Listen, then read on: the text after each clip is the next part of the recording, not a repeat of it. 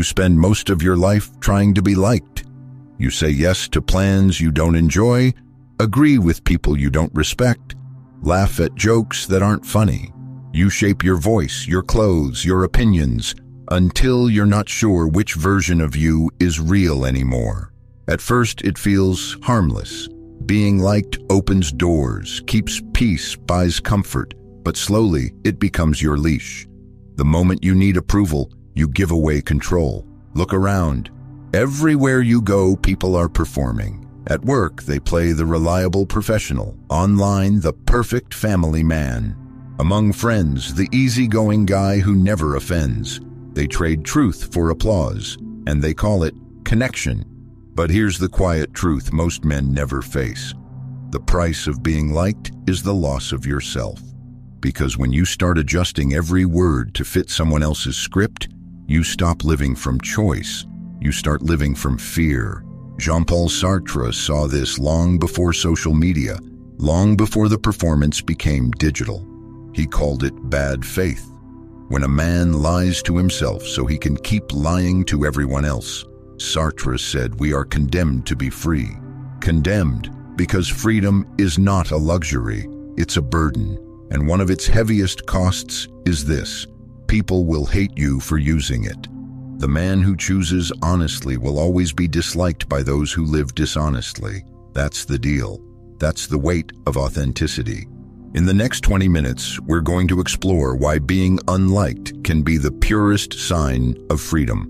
We'll decode Sartre's brutal clarity about masks, self-deception, and the gaze of others. And you'll learn a framework, a practical way to live without pretending, so you can walk through life without asking for permission to exist. So why do we wear masks in the first place? Why do men who once swore they'd live on their own terms suddenly bend to invisible rules? Smiling when they want to scream, agreeing when every part of them says no. Because in our world, approval is currency. It buys opportunity, it secures safety. In the modern marketplace, being liked is worth more than being right. Your next job, your promotion, your social circle, they all depend on whether people find you agreeable enough. Once upon a time, survival meant being part of a tribe. Now survival means being part of a network. And in that network, saying what others want to hear often pays better than saying what's true. So we learn the art of performance. We adjust our tone, our opinions, even our values to match the room we're in. At work, you're the ambitious professional who never doubts the system. With family, you're the responsible provider who never complains. Online, you're the composed man with no insecurities. Every context demands a mask, and soon the masks outnumber the faces. But the truth runs deeper. We don't just wear masks for money or convenience. We wear them because of the look. Sartre used that phrase to describe a simple but brutal experience. The moment you realize you're being seen, someone's eyes land on you, and instantly you become an object in their world, something to be evaluated. You're no longer just living, you're being watched, measured, judged. And the weight of that gaze shapes you more than you'd like to admit. Think about it. How many times have you changed what you were about to say just because you noticed someone was listening? How many dreams have you quietly buried because you feared the smirk of disapproval? You weren't protecting yourself from danger. You were protecting your image from the look. And that look, that silent judgment, has become one of the strongest forces in modern life. It controls how you post, how you speak, how you vote, how you even think. We tell ourselves we're free, yet our every decision passes through an invisible filter. Will they like this? Every man becomes an actor trapped in the play of expectations. And the most tragic part? This play rewards obedience. The agreeable employee is promoted. The silent husband is called mature. The compliant citizen is praised as a good man. Conformity has been rebranded as virtue. But deep down, you know what it costs. You can feel it at night when the room is quiet and no one's watching. That small voice asking, If everyone stopped approving of me tomorrow, would anything I'm doing still make sense? That's the question most men run from their entire lives. Because to answer it honestly would mean confronting the truth that Sartre devoted his life to exposing. You are not who others think you are, and the longer you live to protect that image, the further you drift from yourself. That's where we turn next, into Sartre's world, into the mind of a man who saw through every social mask and dared to live as if nothing outside himself could define him. Jean-Paul Sartre was not an academic writing for other philosophers. He was a man obsessed with one question: why do people keep running away from their own freedom? In the cafes of post-war Paris, he watched an entire generation hide behind uniforms, titles, and beliefs. He saw priests who didn't believe, soldiers who followed orders they despised, and workers who blamed the system for choices they made every single day. To Sartre, this wasn't ignorance. It was fear of the responsibility that comes with being free. He called it bad faith. But before we go there, we need to understand the foundation beneath it. The truth that made Sartre one of the most unsettling voices of the 20th century. 1. Existence precedes essence. You are not born with a purpose, a nature, or a fixed identity. You exist first. You appear in the world, and only after that do you define yourself by your choices. Every action you take writes the script of who you are. If you choose obedience, you become obedient. If you choose honesty, you become honest. There's no destiny guiding the pen, no author behind the curtain. You are both the writer and the actor of your life. But this truth cuts two ways. Freedom sounds noble until you realize it removes every excuse. If you are nothing but your choices, then you can't hide behind genetics, society, or fate. When you say, "I had no choice," you've already lied to yourself. You always do. The question is whether you'll face the cost of choosing. 2. Nothingness and radical freedom. Sartre believed consciousness is defined by absence. Unlike a rock or a chair, you can step back from your instincts, question them, say no. That distance, that ability to refuse, is where freedom lives. It's the gap between stimulus and response, between habit and awareness. But here's the catch. Once you realize you're free, you also realize no one else can choose for you. There's no script waiting, no divine plan to lean on. You are alone with the power to shape meaning out of nothing.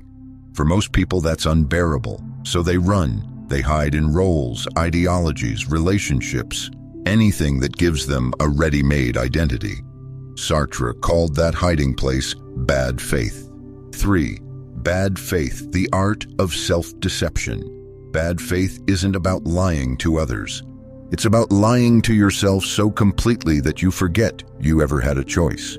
The waiter who overplays his politeness, the executive who pretends his company's values are his own, the husband who insists he has to provide while resenting every minute of it, they're all performing.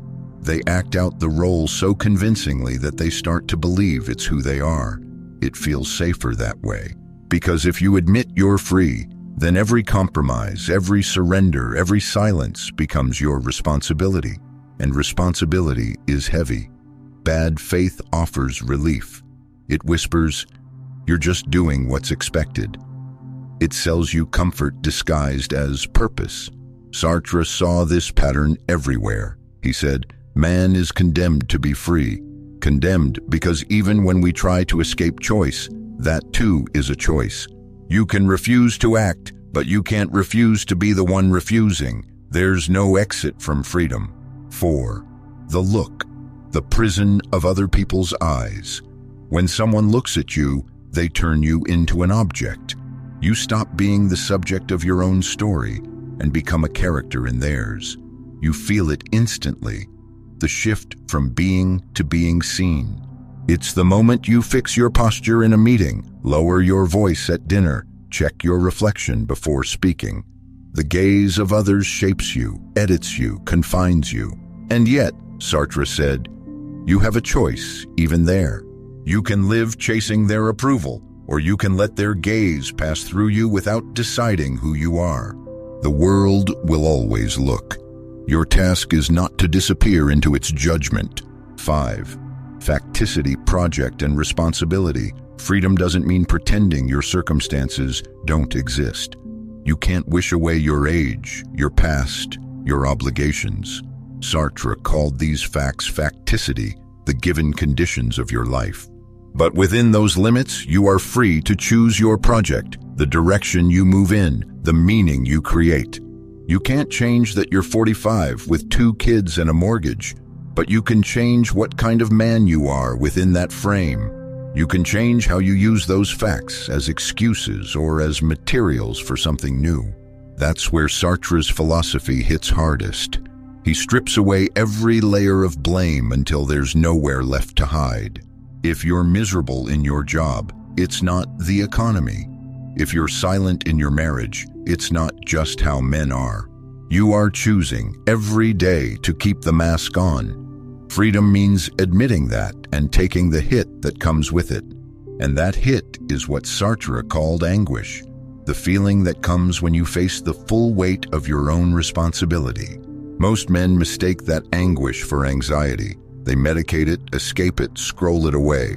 But Sartre would tell you that discomfort is not a curse. It's the first taste of being real. To live authentically is to stand in that space between your facticity and your project, and to keep choosing even when no one claps, especially when no one claps. That's the essence of Sartre's challenge. You are free, whether you like it or not. The only question left is what you'll do with that freedom.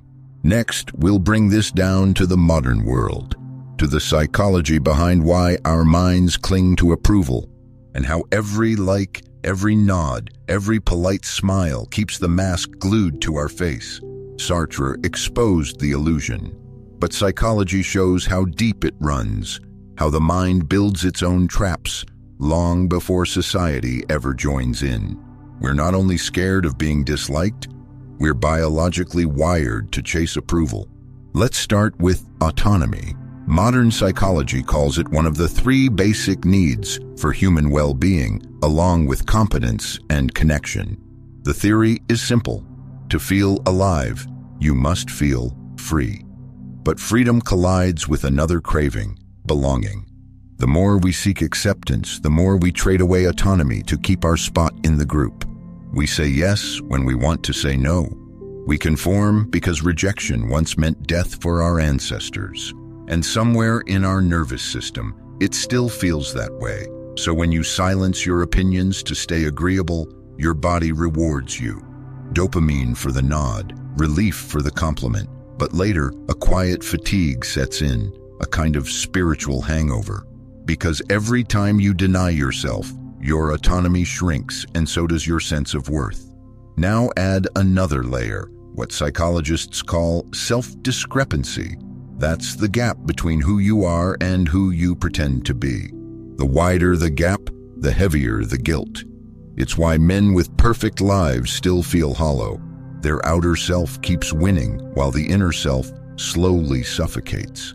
The mask fits too well. Then there's the hedonic trap. Every approval hit, every like, every reassuring word lights up the reward system for a moment. But soon it fades. The brain adapts. So you post again, perform again, please again, just to feel the same small rush.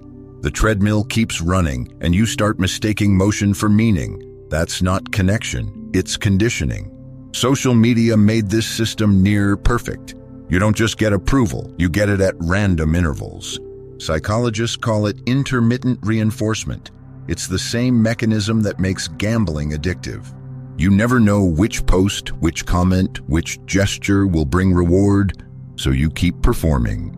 Even silence becomes torture, because silence feels like disapproval. That's how the mind learns to fear being unliked. It's not philosophy, it's habit. You've rehearsed it thousands of times, and every repetition trains you to equate agreement with safety and disagreement with danger. It's why you explain yourself too much, why you edit your messages before sending, why you smile even when you're exhausted. Your brain is confusing peace with applause. Sartre would have seen all this and nodded. He'd say, "Of course you wear masks. Of course you fear the gaze. You've built a whole psychology around escape." But he'd also remind you, what's learned can be unlearned. Freedom isn't found in eliminating fear. It's found in facing it until the fear no longer owns you. And that's where philosophy meets practice, because knowing you're free doesn't make you authentic. You have to train it. You have to live it. You have to replace the reflex to please with the discipline to choose. So in the next section, we move from understanding to action, a 6-step Sartrean framework, tested, simple, brutal in its honesty. Not for comfort, for clarity, because the only way to live without masks is to start taking them off. One deliberate act at a time. Freedom starts with clarity. You can't live without masks if you don't know what your life is made of. Sartre used the word facticity, the facts of your existence, the things you didn't choose but must live with, your age, your past, your family, your limits. These are not prisons, they're parameters. Your project begins inside them. Here's the exercise. Take 20 minutes tonight. Write down everything you think you need. Money, respect, validation, comfort. Be honest. Then next to each, ask, if I lost this tomorrow, would I die or just feel exposed? What you truly need will survive that question. What you only want will dissolve. Then write this sentence. I am here. I cannot change X, but within that, I choose Y. Say it out loud. You'll feel resistance. The mind hates truth, that's simple. That's the point. Step 2, the bad faith detector. The mask hides in language. You can catch it by listening to the words you use every day. Start noticing how often you say, I have to work late, I have to attend that dinner, I have to stay quiet. No, you don't. You choose to. Each I have to is a small surrender, a moment of bad faith dressed as responsibility. So here's your task. For 1 week, every time you say I have to, stop and rewrite it in your head as I choose to, because then finish the sentence honestly. I choose to work late because I'm afraid of losing status. I choose to stay quiet because I don't want conflict. It's uncomfortable, but it forces ownership. You'll start hearing how much of your day is built on quiet submission, and once you see it, you can't unsee it. Step 3, micro exposures, the 7-day experiment. The fear of being unliked only fades when you face it. You can't outthink it, you have to outlive it. This week, start with small acts of disobedience, public and private. Day 1, decline an invitation without inventing an excuse. Just say, I appreciate it, but I'd rather stay in tonight. Day 2, disagree politely in a meeting. Day 3, post or say something you genuinely believe without softening it for approval. Day 4, share a truth with someone close that you usually hide. Day 5, stop over-explaining. When someone questions your choice, let silence do the talking. Day 6, do one thing in public that might look awkward but feels honest. Wear what you want, sit alone, take your time. Day 7, review the week. Write what you felt, who reacted, what you learned. You'll notice something strange. Most people won't care as much as you thought. A few will pull away, but the ones who stay will see you more clearly than ever. The fear doesn't vanish. It transforms into data. And with enough exposure, that data becomes courage. Step 4, build boundaries, not walls. Living without masks doesn't mean rejecting everyone. It means learning how to stay real around everyone. You need scripts, simple lines that protect truth without starting wars. Here are 3 that work. I hear you. I understand your view, but this is what I'm choosing. That might work for you, but it doesn't for me.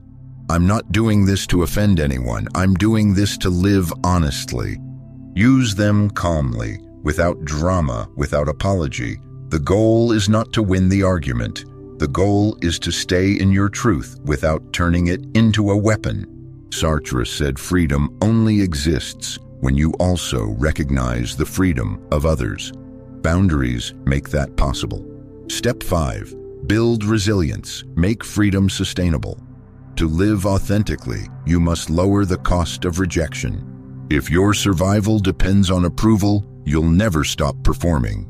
Resilience means building enough independence, mental, financial, emotional, to make authenticity affordable. 3 anchors help. First, solitude. Spend 30 minutes a day alone, without noise. No phone, no input. Learn to sit with the unease of your own thoughts. That's where authenticity grows. Second, skill stacking. Choose one skill that increases your self-reliance. Communication, fitness, craftsmanship, investing. Something that strengthens your ability to stand alone. Third, security buffer. Save enough money or time to survive 3 months without pleasing anyone. It's not about greed, it's about leverage. When the cost of honesty drops, your freedom expands. Courage is easier when your foundation is solid. Step 6, reframe hate as signal, not verdict. Even when you live honestly, you'll still face criticism. That's not proof you're wrong, it's proof you're visible. Learn to separate 2 kinds of hate. The first is signal. It points to something you can refine.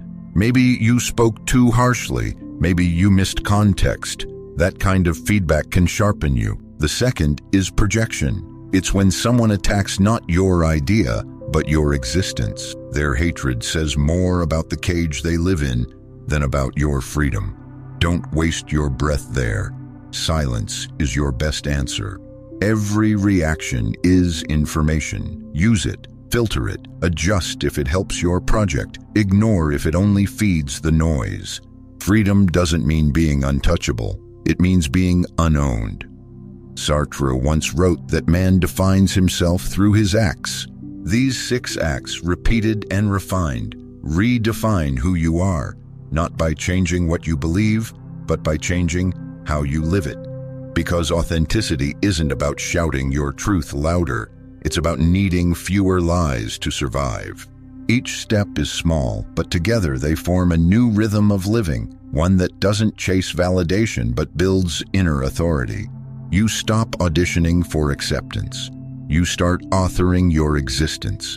In a world addicted to appearance, that's rebellion enough. Next, we'll close this journey where it began, with the price of freedom, the power of responsibility, and one simple challenge that will test everything you've learned. We've come full circle, from the fear of being unliked to the truth of being free, from the man who performs to the man who chooses. Sartre never promised comfort, he promised clarity. He said freedom is a burden, not a gift. Because once you see that no one else is steering your life, you can't unsee it. You can't go back to pretending that your silence is someone else's fault. Living without masks isn't glamorous. It won't make you invincible. It will make you honest. You'll lose people who preferred your performance over your presence. You'll disappoint those who loved the version of you that agreed too easily. But you'll sleep lighter. You'll walk cleaner. You'll wake up knowing that every word, every act, every no, and every yes was yours. Remember this: freedom without responsibility is chaos. Responsibility without freedom is slavery. You need both, the courage to choose and the strength to own it. So here's the challenge. For the next 14 days, practice 2 things. First, use the bad faith detector. Catch every "I have to" that slips from your mouth. Replace it with "I choose to" and finish the sentence honestly. Second, begin your 7-day exposure experiment. Do one small act each day that risks disapproval. Say no, disagree, speak a truth, stay silent instead of pleasing. Then write what you felt and what changed. These 2 exercises will reveal more about your real self than months of pretending ever could. They'll strip away the noise and show you what remains when the masks are gone. Because in the end, being unliked isn't failure. It's feedback. It's proof that you stopped performing long enough to live. Sartre said, "Man is nothing else but what he makes of himself." And in that spirit, remember this: the greatest freedom you will ever own costs nothing except the courage to lose those who prefer your disguise. Because the moment you no longer fear being unliked, you finally start being real. If this made you see the world a little clearer, stay. Think deeper. This is ThinkMate.